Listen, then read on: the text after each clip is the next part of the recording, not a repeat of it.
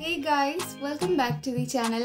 যারা নতুন আছো তারা চ্যানেলটিকে সাবস্ক্রাইব করে নিও আর পাশে রাখা যে বেল বাটনটা আছে সেটা কিন্তু প্রেস করতে একদম ভুলো না। তো বন্ধুরা, আজকে যে ভিডিওটা দেখতে চলেছি সেটা খুব সুন্দর একটা ভিডিও হবে, কারণ আজকে দেখব ইসলামের তৃতীয় সবথেকে পবিত্র মসজিদ, মসজিদে নববী। তো এই মসজিদের ব্যাপারে ডিটেলসে জানবো। তো চলো আর কথা না বাড়িয়ে ডাইরেক্ট ভিডিওতেই যাই, তারপর নয়তো আমাদের সাথে কথা হবে। তো ভিডিওটা শুরু করি, চলো শুরু করা যাক। এই ভিডিওটা নিয়েছি যেই চ্যানেল থেকে সেটা লিঙ্ক কিন্তু ডেসক্রিপশন বক্সে পেয়ে যাবে। আর অরিজিনাল যে ক্রিয়েটার উনি হলেন সালাউদ্দিন সুমন ভাই। তো ওনার ভিডিও সবসময় আমার ভালো লাগে। তো সালাউদ্দিন সুমন ভাইয়ের যত ভিডিও দেখি সেগুলো সবসময় আমার মনে হয়েছে যে দারুণ কোয়ালিটির হয়, মনে হয় যেন টিভির কোনো শো দেখছি। তো চলো এবার ভিডিওটাকে শুরু করে ফেলি।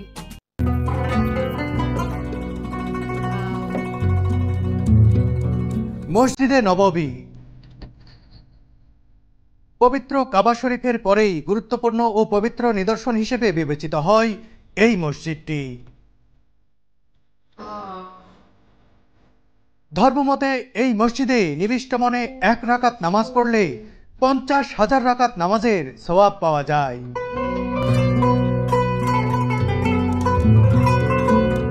এই যে সবুজ গম্বুজ দেখতে পাচ্ছেন, সেই সবুজ গম্বুজের নিচেই শায়িত রয়েছেন সারা বিশ্বের সর্বশ্রেষ্ঠ মানব যাকে বলা হয় হযরত মুহাম্মদ সাল্লাল্লাহু আলাইহি ওয়াসাল্লাম।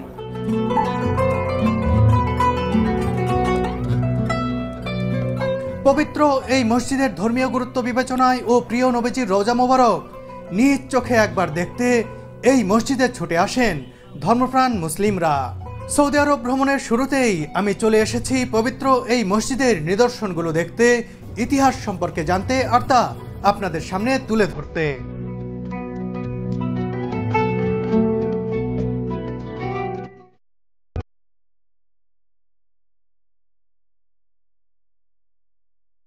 মহানবী হযরত মুহাম্মদ সাল্লাল্লাহু আলাইহি ওয়াসাল্লাম মক্কা থেকে যখন মদিনায় হিজরত করেন তখন এই শহরটির নাম ছিল ইয়াসরিব।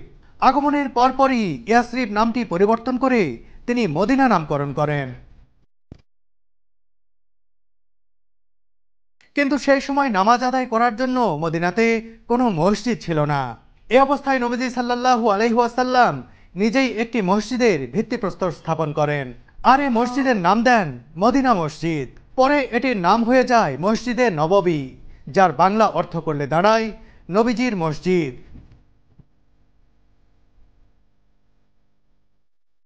প্রথমে মসজিদটি নির্মাণ করতে সময় লেগেছিল প্রায় 7 মাস, অর্থাৎ 622 খ্রিস্টাব্দের সেপ্টেম্বরে শুরু হয়ে 623 খ্রিস্টাব্দের মাঝামাঝি সময় পর্যন্ত প্রায় 7 মাস ব্যাপী প্রথম মদিনা মসজিদের নির্মাণ কাজের সময় ধরা হয়।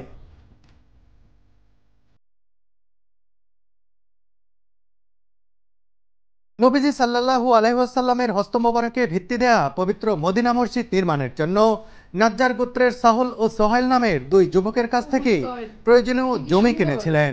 এ জমির ক্ষুদ্র অংশে নবীজি সাল্লাল্লাহু আলাইহি ওয়াসাল্লাম বাসস্থান নির্মাণ করে বাকি পুরো অংশেই মসজিদ নির্মাণ শুরু করেন।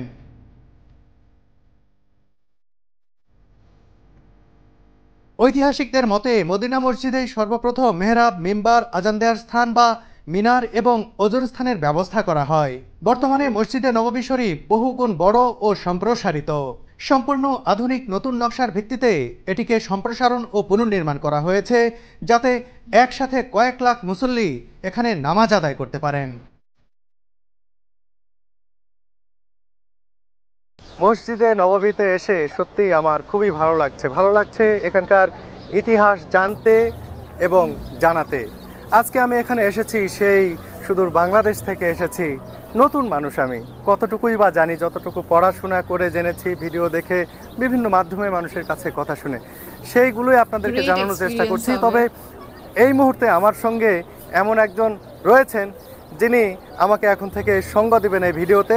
আমি বিশ্বাস করি তিনি থাকাতে এই ভিডিওটি আরও অথেন্টিক হবে, আরও তথ্য সমৃদ্ধ হবে। আমি পরিচয় করিয়ে দিচ্ছি তার সঙ্গে। এই যে ইঞ্জিনিয়ার শহীদুল ইসলাম ভাই রয়েছেন, যিনি দীর্ঘদিন ধরে, আমি শুনেছি প্রায় 2 দশকেরও বেশি সময় ধরে তিনি মদিনায় অবস্থান করছেন। শহীদুল ভাই, আপনাকে অনেক ধন্যবাদ যে আপনি আমার সঙ্গে যোগ দিয়েছেন, বা এই যে মদিনা আমি এক্সপ্লোর করছি সেটাতে আপনি আমাকে সহযোগিতা করছেন। যখনই আমাকে কল দিছে আমার এখন দায়িত্ব যে ভাইকে আমাকে সব মদিনার সৌন্দর্য তুলে ধরার জন্য। এই জন্যই আমাদের ছোট্ট ক্ষুদ্র প্রয়াস, আমাদের সাথে থাকুন। মসজিদে নববীতে তো বেশ কয়েকটা গেট রয়েছে, এটা একটা বিরাট মসজিদ কমপ্লেক্স। তো এই মসজিদ কমপ্লেক্সের কয়টি গেট রয়েছে, গেটগুলোর নাম কি, আর এই গেটে যেখানে দাঁড়িয়ে রয়েছে এই গেটের নাম কি? মসজিদে নববীর আমরা দাঁড়িয়ে আছি এখন মালিক ফাহাদ গেট। আমরা মসজিদে নববীতে যদি আসি তাহলে মূলত বড় গেট হলো 4টা, টোটাল 37 মানে 37টা গেট আছে। তো 1 নম্বর গেট হলো বাবুস সালাম, এভাবে ঘুরে আবার 22 নম্বর গেট। আমি পুরো এখানে 2টা চেঞ্জ হয়েছে। আসলে মসজিদের একটা গেট আছে, মসজিদের মেইন বিল্ডিংয়ের একটা গেট, সেটা 1, 2, 3, 4, 5, 6, 7, 37 পর্যন্ত। তারপরে আছে উজুখানার গেট, সেটা 200 থেকে শুরু। তারপরে আছে বাউন্ডারি ওয়ালের গেট, সেটা 300 থেকে শুরু। তো আমরা এটা ভালো, আগে সবগুলোই একসাথে ছিল বুঝায় মানুষ ভুল করতো, হয়তো বা সে দাঁড়িয়ে আছে মসজিদের ভিতরে কিন্তু একজন লোক খুঁজতে আছে বাউন্ডারি ওয়ালে। তো এখন এটা সেপারেট হয়ে গেছে এবং লোকেশন আছে, বারকোড আছে। তো এই জন্য আমরা এখন দাঁড়িয়ে আছি বাউন্ডারি ওয়ালের বাইরে। এটা হলো 333, পূর্বেকার নাম্বার হলো 22 নম্বর।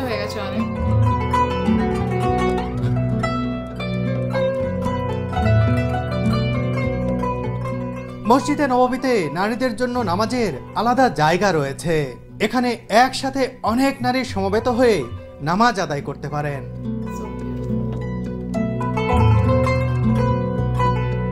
আর মেয়েদের জন্য মসজিদে নববীতে 2টো জায়গায় নামাজ পড়ার সিস্টেম করা আছে। একটা হলো 328, বর্তমান নাম্বার 328, পূর্বের 15 নম্বর গেট, এই যে মালিক আবদুল্লাহ গেট, অথবা আপনি বলতে পারেন এটাকে মুবিন পিক আনোয়াল মদিনা এখানে। আর একটা হলো অবরয় ওই দিক থেকে 37 নম্বর গেট, সেটা আগের নাম্বার ছিল 25 নম্বর গেট, বাবুস সালামের পাশে, জি বাবুস সালামের পিছনে পাশের দিকে। আচ্ছা, ওই 25 নম্বর থেকে যারা জিয়ারা করতে চায় মেয়েদের, সে মেয়েদের জিয়ারার জায়গাটা ওই সাইডে, এই সাইডটায় শুধু নামাজ পড়া যায়।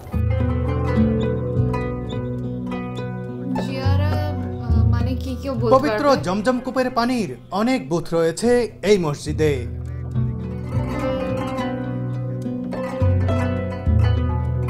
যে যত খুশি খেতে পারবেন এই পানি, ইচ্ছে করলে বোতলে ভরে নিয়ে যেতেও পারবেন।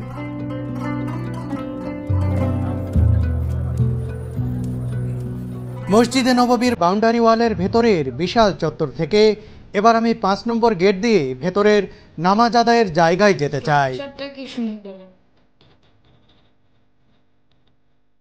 এই দরজার পাল্লার বিশালত্ব আর কারুকাজ দেখে মুগ্ধ হতেই হবে।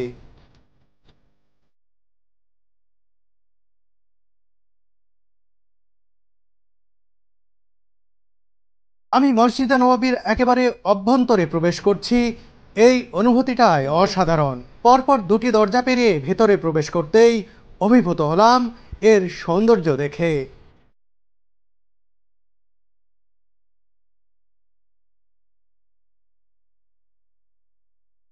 নান্দনিক সৌন্দর্যের এই অভ্যন্তরভাগটা এতই বড় যে এপাশ থেকে ওপাশের শেষ প্রান্ত যেন নজরে আসে না সহজে। ভেতরে নামাজের ওয়াক্ত ছাড়াও দিনরাত 24 ঘন্টা ইবাদতে মগ্ন থাকেন হাজারো মুসল্লি।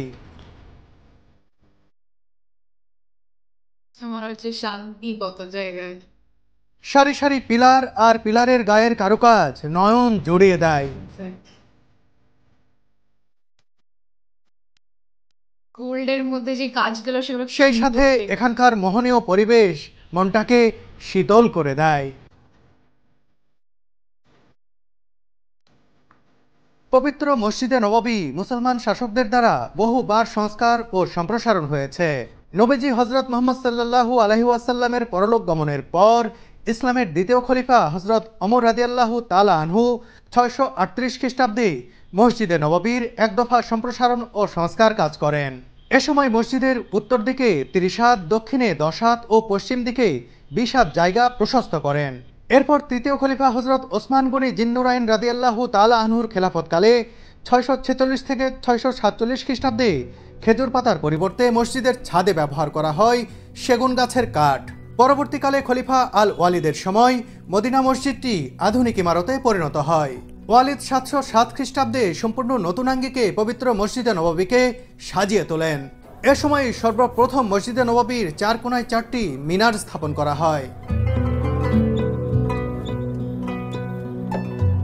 775 থেকে 785 খ্রিস্টাব্দের মধ্যে খলিফা মাহদী পবিত্র এই মসজিদটি আবারও সম্প্রসারণ সহ সংস্কার কাজ করেন। পরবর্তীতে 1481 খ্রিস্টাব্দে মামলুক সুলতান কয়েদ বে পবিত্র মসজিদে নববীর মধ্যে গম্বুজ প্রতিষ্ঠিত করেন। 1839 খ্রিস্টাব্দে পবিত্র এই গম্বুজ শরীফে রঙের আস্তরণ দিয়ে সবুজ গম্বুজ বানিয়েছিলেন ওসমানী সুলতান দ্বিতীয় মাহমুদ।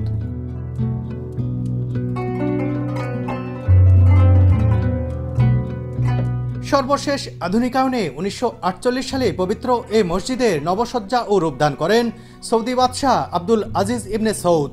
1953 থেকে 1955 সাল নাগাদ এই মসজিদ আবারও আধুনিকায়ন করা হয়। বর্তমানে এই মসজিদটির আয়তন 8,890 বর্গমিটার। বিশালাকার এই পবিত্র মসজিদের সমস্ত রক্ষণাবেক্ষণের দায়িত্ব সৌদি রাজ পরিবারের। এই মসজিদে শায়িত রয়েছেন দিনের নবী হযরত মুহাম্মদ সাল্লাল্লাহু আলাইহি ওয়াসাল্লাম। ওই সবুজ গম্বুজের ঠিক নিচেই নবীজির রওজা মোবারক।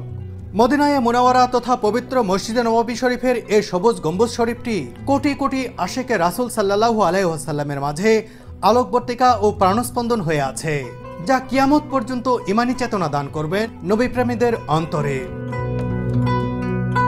সত্যি এক অন্যরকম অনুভূতি। আপনি যদি মুসলিম হয়ে থাকেন, মুসলিম ধর্মের অনুসারী হয়ে থাকেন, আর যদি আপনি মহানবী হযরত মুহাম্মদ সাল্লাল্লাহু আলাইহি ওয়াসাল্লামের এই রওজা মোবারকের একেবারে কাছে আসেন, তখন কি ধরনের যে অনুভূতি হয় সেটা নিজে এসেই অনুভব করতে হবে। এটি আসলে ভাষায় প্রকাশ করা যায় না। সেই অনুভূতি আমার মধ্যে এখন কাজ করছে। চিন্তা করতে পারেন, এই যে সবুজ গম্বুজ দেখতে পাচ্ছেন, সেই সবুজ গম্বুজের নিচেই শায়িত রয়েছেন সারা বিশ্বের সর্বশ্রেষ্ঠ মানব যাকে বলা হয় হযরত মুহাম্মদ সাল্লাল্লাহু আলাইহি ওয়াসাল্লাম। তার রওজা মোবারকে আমি যাব। তার রওজা মোবারকের পাশেই যে রিয়াজুল জান্নাহ রয়েছে সেটিও আপনাদেরকে দেখাবো। সেটি নিয়ে আলাদা ভিডিও আমি তৈরি করব।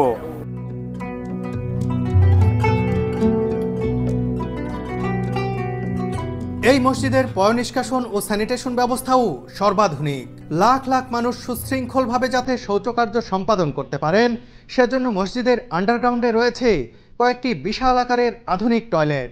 নারী ও পুরুষদের জন্য এখানে আলাদা আলাদা টয়লেট রয়েছে।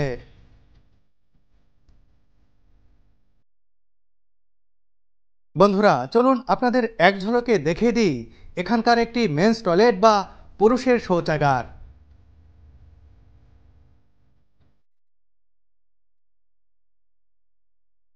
চলন্ত সিঁড়ি দিয়ে এবার নিচে নামতে থাকলাম আমি। সিঁড়ি থেকে নামতেই চোখের সামনে পড়লো একটি টয়লেটের গেট।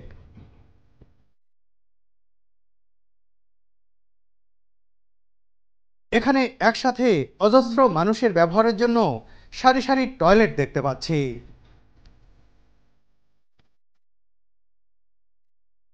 প্রতিনিয়ত হাজার হাজার মানুষ এসব টয়লেট ব্যবহার করছে, কিন্তু এক মুহূর্তের জন্য নোংরা হচ্ছে না পরিবেশ। টয়লেটের কমোড, মেঝে সবকিছুই সব সময় ঝকঝকে।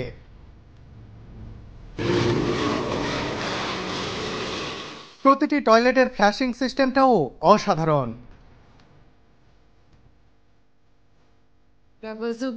এই মসজিদের প্রত্যেকটি টয়লেটের সাথেই রয়েছে বিশাল অজুখানা। শৌচকার্য সম্পাদন শেষে অজু করে পাক পবিত্র হয়ে আবারও মসজিদে যেতে পারবেন মুসল্লিরা। সায়েন্টিফিক ওয়েতে প্রত্যেকটা জিনিসই বিল্ডিং ম্যানেজমেন্ট সিস্টেমের আন্ডারে করা হয়। আমরা জানি এখানে যে উজুখানাগুলো, যে পার্কিগুলো আছে, সবগুলো কার্বন মনোঅক্সাইড, সেটা বিল্ডিং ম্যানেজমেন্টের সাথে দেখা হয়, চেক করা হয়, এবং মনোঅক্সাইড বেড়ে গেলে, গ্যাস বেড়ে গেলে সেখানে সাপ্লাইয়ের আসে এবং সাথে সাথে সে অক্সিজেন মেনটেন করা হয়। সুন্দর একটা সিস্টেম, এবং বলবো যে পৃথিবীর সবচেয়ে বড় যে ইঞ্জিনিয়ারিং যে সিস্টেমগুলো সব এখানে লাগানো আছে। ইঞ্জিনিয়ারিং আমার আলহামদুলিল্লাহ, যেহেতু আমি এই লাইনে চাকরি করি এবং এখানে দীর্ঘদিন আছি, তো আমার জানা মতে এখানে এত সুন্দর করে সিস্টেমগুলো লাগানো আছে। টয়লেটেরগুলো আমরা এক এক জায়গায় যাওয়ার পরে দুইটা এ এবং বি এবং দুই সাইডেই টয়লেটের ব্যবস্থা করা আছে, এবং সেগুলো নিউট্রিশন সিস্টেমে সেগুলোর সাথে সাথে অনেক দূরে নিয়ে যাওয়া হয়। এখানে যে মোটরগুলো বা ইলেকট্রিসিটি যে আসে, সেটা এখান থেকে 7 মাইল দূরে, যাতে এখানে শব্দ না হয়।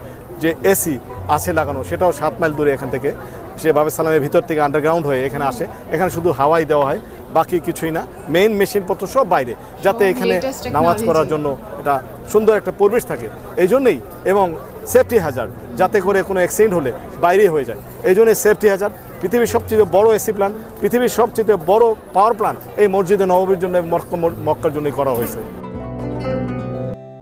ভিডিওটা মাঝখানেই এন্ড করলাম। ফুল ভিডিওটা দেখার জন্য নিচে দেওয়া লিংক ডেসক্রিপশন বক্সে যেটা দেওয়া আছে সেটাই ক্লিক করে দেখে নিও। তো এটার ব্যাপারে বলি, তো সব থেকে প্রথমে তো দেখে অ্যাস্থেটিকলি এত বিউটিফুল লাগছে, স্পেশালি ওই দরজা যে গোল্ডের কাজ করা আছে ওই জিনিসগুলো তো দেখতে এত ভালো লাগছে, পিলারগুলো যেভাবে ডিজাইন করেছে, পুরো স্ট্রাকচারটাই এত বিউটিফুল লাগছে। ওখানে যতজন লোককে দেখছি দেখে মনে হচ্ছে না এনারা কোনো আলাদাই শান্তি পাচ্ছে, দূর থেকে ওটা দেখে কিন্তু ভিডিওতে বোঝা যাচ্ছে। তো আমি জাস্ট ইম্যাজিন করছি যারা আশপাশে থাকে যে মুসলিম ভাই বোনেরা তারা কতটা লাকি যে ওখানে যখন খুশি যেতে পারেন মানে। আর লাস্টলি তো স্পেশাল থ্যাঙ্কস যারা ম্যানেজমেন্টে আছে এই মসজিদের, এত লোকদের মেনটেন করা। তাই তোমাদের থেকে জিজ্ঞেস করবো তোমরা কারা কারা চান্স পেয়েছো মসজিদে নববীতে যাওয়ার, তো নিচে কমেন্ট বক্সে লিখে নিশ্চয়ই জানিও। তো তোমাদের সাথে দেখা হবে আবার অন্য কোনো ভালো ভিডিও নিয়ে, ততক্ষণের জন্য নিজের খেয়াল রেখো আর নিজের আশপাশের লোকেরও একটু খেয়াল করো। So bye bye and take care.